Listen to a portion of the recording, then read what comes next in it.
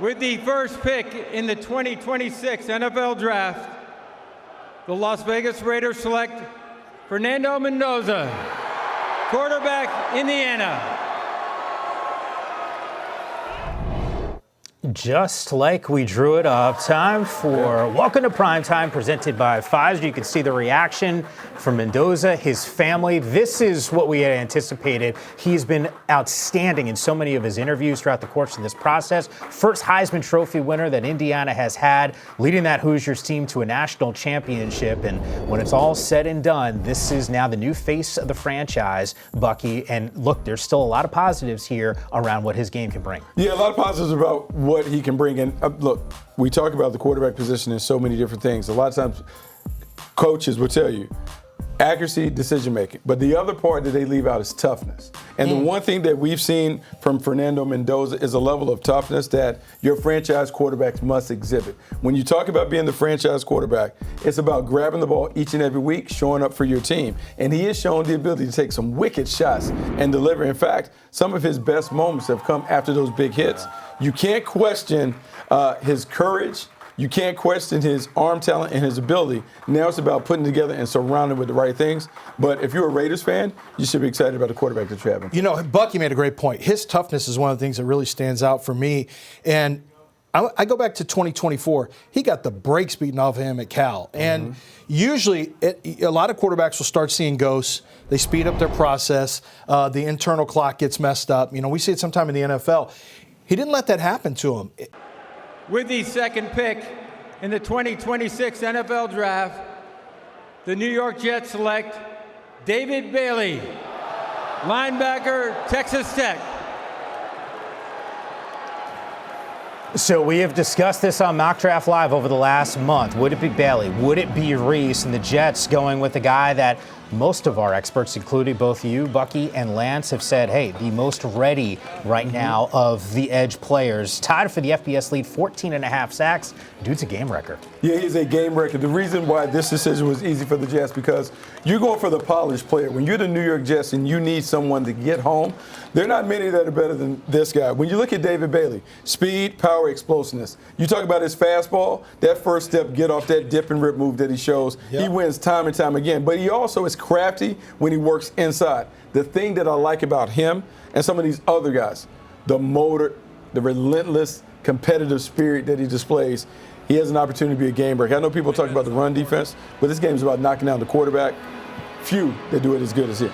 He's got some really, so his get off is great in phase one. What really impresses me is phase two, because his reaction to whatever pass set he sees is outstanding. Those are natural rush instincts he has. So if he sees you overset, he can correct very quickly with a spin move. If he sees you're a little bit late on your second slide, he hits the gas and is going to turn the corner, bend on you, and burn the edge. So he's really good at really instinctively finding the best ways to get into the pocket. And as Bucky mentioned, he is a high motor player. He's also kind of a throwback, right? There's no gloves, there's no pads, there's nothing on the wrist, no bands. With the third pick in the 2026 NFL Draft, the Arizona Cardinals select Jeremiah Love, running back, Notre Dame. Depending on who you talk to, they'll tell you that Jeremiah Love is the best player in this class. Certainly one of the most dynamic offensive players, if not the most dynamic offensive player. Guys, I know look, I got a Heisman vote. There was a point, and he did finish in my top three, but I wanted so badly midway through the season. I'm like, this is the guy. It ended up going, obviously, to Fernando, my vote at least. But the Cardinals, they have so many needs here. What are they getting with Jeremiah? Special player. Terrific with the ball in his hands. He can do it as a runner, inside and outside. He can catch the ball on the perimeter. He can take it a distance from anywhere on the field. Look, going all the way back to my time scouting, Reggie Bush was the running back that I gave the highest grade to. This guy's right there neck and neck. Whoa. The things that he is able to do, that lateral jump cut that he shows, how loose and explosive he is, what he consistently does in terms of make you miss. Oh, how many times can we see him jump and hurdle over people? Exactly. This is what he does. Exactly 4 on this video. I mean, what you're going to see. All the time, catching the ball out the backfield. We just talk about the guys that have traditionally been taken in the top 10. Saquon Barkley, CMC, Bijan Robinson. There haven't been many running backs to miss, and he's going to be another one because he's a can't-miss prospect at a position. He's somebody during the process that I've begun to like more and more. I watched him the first time I watched him. I'm like, he's kind of running up on his running backs. He's not running on his blockers. Mm-hmm. He's not running with a lot of tempo and pace. And you start nitpicking. And then going through this process and watching some of the exos and the videos that we put together, and you say, oh, wow, he did that? Mm-hmm. Oh, wow. Like, you get a little different view on those cameras than you do on all 22, and you start to recognize how loose and limber and how rare he is with his the way he makes you miss is he's explosive in making you miss as well. And I didn't know that was even possible for you to be explosive in your elusiveness, and yet that's what he is. You know, what he is, Mike, is he's a home run hitter with power. With the 4th pick in the 2026 NFL Draft, the Tennessee Titans select Carnell Tate, wide receiver, Ohio State. Yo, Bucky, you were touting your mock draft. You said you're 2 for 2. Did you have Love at 3? I did not. Okay, did you have Tate at 4? Well, it depends because I had 2 different mock drafts, but I did not have Carnell Tate at 4. However, this is interesting, right? It's an interesting pick because there was conversation the entire time about him being the weapon that the Tennessee Titans need. Have a number 1 receiver that can grow with Cam Ward. And you just wonder, I wondered about Carnell Tate in terms of like, he's as polished as they come, outstanding route runner, big time acrobatic pass catcher, hand-eye coordination is off the charts. The polish on the routes, fantastic. He made a ton of plays and got better and better over time. And I know I saw the comp down there, Chris Olave, but when I see him, I see that 17, and I think about Devontae Adams in terms of the way Devontae Adams ran, and you think about that 4.5 40 time. He just runs by a lot of people on tape. Yeah. Outstanding playmaker, pass catcher. He can do it as a 3-level playmaker, short, intermediate, and deep. Tennessee Titans are getting it going. You know, I think too much was made of the 40 time initially after the combine. And ultimately, when you watch his tape, look, yes, he plays next to a monster in Jeremiah Smith. I mean, he plays next to an absolute monster that we're going to talk about, you know, in a draft coming soon. But Carnell Tate, even though he's a wide receiver too, he doesn't drop the ball. He's got great hands. He runs great routes. He has complete body control, not only through his routes, but also when the ball's in the air. So he's a very reliable target. He's someone that you want to give Cam Ward, someone that he can grow with. And the same way Aaron Rodgers had Devontae Adams, and they became close on and off the field. You want that same thing developing with your young quarterback and one of his top receivers. And I think, you know, that's what you want out of Carnell Tate. Listen, wide receivers from Ohio State, they translate. In partnership with the Tragedy Assistance Program for Survivors, TAPS, one of the NFL's Salute to Service partners, we are honored to recognize the surviving family of United States Army Major Paul C. Volke.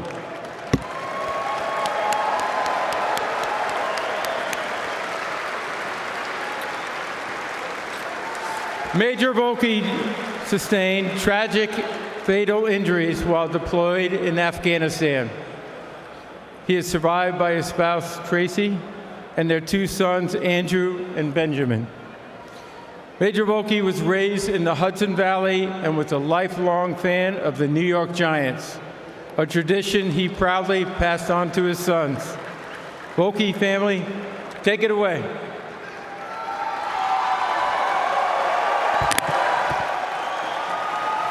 With the 5th overall pick of the 2026 NFL Draft, the New York Football Giants select Arvell Reese, linebacker from The Ohio State University. So many of the mock drafts on NFL.com had him going to New York. It was just the other team, the Jets. Instead, he is now a member of the Giants, filling a potential need on that defense as well. But you guys have been telling me on Mock Draft Live, upside, upside, upside for this player. He's my top-rated player on the board, but it's based on projection. But I like my chances with his projection. He's got length. He's got speed. He's got versatility. He's got a lot of what you need to become a really good NFL player and a really impactful NFL player. He can play off-ball linebacker. It'll be interesting to see if the Giants have him do that some. His instincts, I think, are average right now, but he's got the ability to use his athletic ability to play past his instincts. You see this. He's already got some knockback pop. You saw him with a little dip and run there as a pass rusher. He doesn't even really know how to rush yet, and he can still go get the quarterback. And Bucky, what I really like is you can set him loose in a lot of different alignments defensively. Yeah. With the 6th pick in the 2026 NFL Draft, the Kansas City Chiefs select Mansoor Delane, defensive back, LSU. Y'all stop sleeping on Mansoor Delane. Time for Power Moves presented by Energizer. Delane, the 6th total player from LSU the Chiefs have drafted in any round since 1990. All 6 of those have been, though, in the first round. Delane clearly fitting a need because we've talked about the secondary. Trent McDuffie now rocking a Rams uniform. They clearly love this dude enough to move up a couple selections to go and grab. Number 3 player on the board for me, the entire board, and maybe the most impressive player I saw, he and David Bailey on tape all year. I absolutely loved his tape. I could not stop raving about him to texting different people around the league who, like, have you seen, what did you think of him? You know, he is so sticky in coverage, his man-to-man coverage. He played with a level of confidence, and I think it stems from his ability to change direction quickly. He's got top-rate speed, as we saw at his pro day, so he knows he can play vertically, but he will sit on routes. He's got great anticipation. He's got good ball skills. He has shorter arms, under 31 inches. But Bucky, the thing that I really like about him is you can stick him in zone, and he's got ball skills. You can play him man-to-man, and he can either press or play off-man coverage.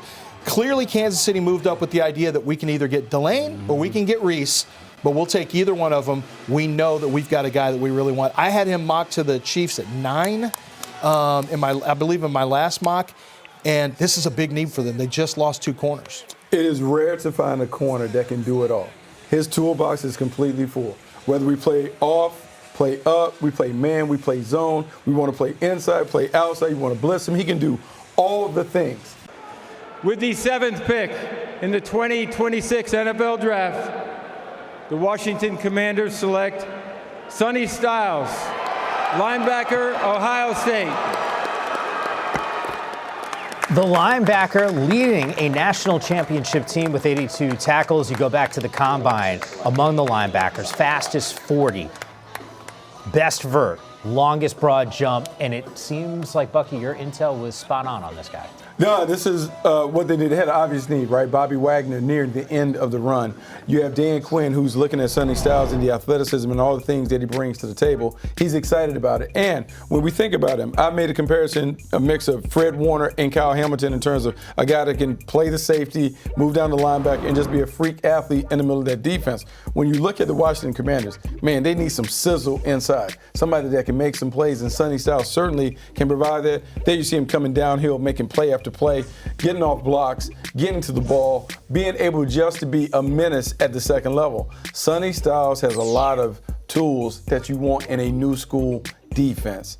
Just being able to move around and do some different things. Dan Quinn now can get creative with the scheme. Yeah, I think he's just scratching the surface too, because he's moved from safety to linebacker. When you watch him on tape, you don't always feel like you're getting everything that he has, but I think that also comes with still learning the position and learning to unlock the entire toolbox. I mean, it's like a cake, right? You got all the ingredients on the table. You just want to bake it with him, because once those ingredients get added together and matched together, you've got a 3-down menace in Sonny Styles. And this is a guy with traits. He's got explosiveness athletically, and then he's got the ability to mismatch you on third downs. It's always nice to have a player that you can match up on F tight ends that are, the old school Travis Kelce's of the world, or Trey McBrides. Now all of a sudden, or Kenyon Sadiq's coming up. We're going to stick a former safety on these guys, and we're going to slow them down. With the 8th pick in the 2026 NFL Draft, the New Orleans Saints select Jordan Tyson, wide receiver, Arizona State. So the Saints taking the wide receiver Jordan Tyson out of ASU. This is a guy who is well thought of. The comp, Bucky, that you gave us on Mock Draft Live was JSN, but injury concerns, I think, loom for this player. Yeah, injury concerns are, look, a major concern because, look, 18 games he's missed during his college career. That's a lot of time that's off. However, if he makes it to the field, he's a problem. Because when you talk about number one wide receivers, he's as natural as come as a number one wide receiver. This is a guy that can run every route in the book. He does it effortlessly in terms of consistently creating separation. He has all those things. He can stair step, he can stutter, he can make plays down the field, he can catch the underneath ball. He has terrific hands in terms of watching his acrobatic ball skills, hand-eye coordination. It is easy for Jordan Tyson off the edges. If healthy, we're talking about someone very similar to JSN in terms of the impact that he'll make on the perimeter. Supernatural. I talked to Hines Ward about him when I was writing on my profile. I wanted to get a background. And he said he can play all three positions. Yep. So he's got that versatility, which coaches love, a guy who can play all three positions. He's very smart in terms of understanding the playbook. Great body control, as Bucky mentioned, the ability to win the high point. What I love is he's a catch space hog. Like, when it's time to go own the catch space, he's going to hog it up. The workspace is his. He's going to make that catch. Hines talked about having him learn how to tempo his routes. You know, little things that I think a guy like Hines Ward could really help him with, and that's what he was able to do. This is a great moment right here. And Hines talked about this is the kind of passion he has. You know, he showed up early. When Hines said, I need you here at 6 o'clock, he was there at 5:55 to go watch. He was there waiting to go get the work in. Stayed late to get the work in. He does the work, and it shows up on the field. With the 9th pick in the 2026 NFL Draft, the Cleveland Browns select Spencer Fano, tackle, Utah. Oh, I love it. Get fired up. This feels like an important pick from a Cleveland perspective. A whole lot of holes on this roster. They trade back with the Kansas City Chiefs, who moved up to the 6th selection. They get a 3rd round and a 5th round pick. So right now, Lance, 11th total selections. We're now 10 after this one. Yeah, and you know, so I've learned something. So when you evaluate talent, you try to sharpen your process. And something I learned from Bucky Brooks, listening to him, is there's always little pieces you tie together. You tie different things together. You got to follow the little information points. Tom Telesco, formerly of the Chargers, is consulting with the Browns. He's very familiar with left tackle.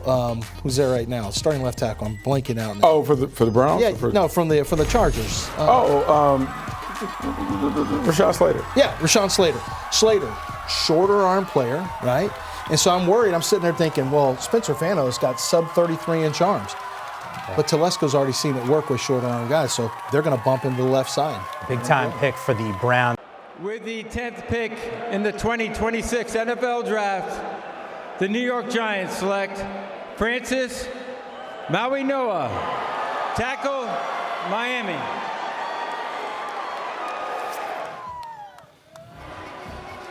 Art, if you're a Giants fan, you know it has been a revolving door on that offensive line. If you came into this draft thinking, hey, what direction could the G-men go? A slew of help in the secondary, maybe some help in the defense with the 5th overall selection. Arvell Reese was that guy. On our mock draft lives, both of you guys at times had a wide receiver, Jordan Tyson being there, but he got taken off the board. Instead, they go with a big body up front. Love this, don't you, Bucky? I mean, you always talk about the hog mollies. Yeah, look, you talk about Francis Mauigoa being able to come over. And this is what's interesting about him. Is he a right tackle or do they move him in the right guard? Because Jermaine Illuminor is on the side, or can Jermaine go inside? Regardless, to me, this is a meat and potatoes draft right now for the New York Giants. All the sizzle that we talked about, they bypassed that. They took a defensive player that can affect the line of scrimmage. And I had one of my buddies tell me, think Micah Parsons for them in New York.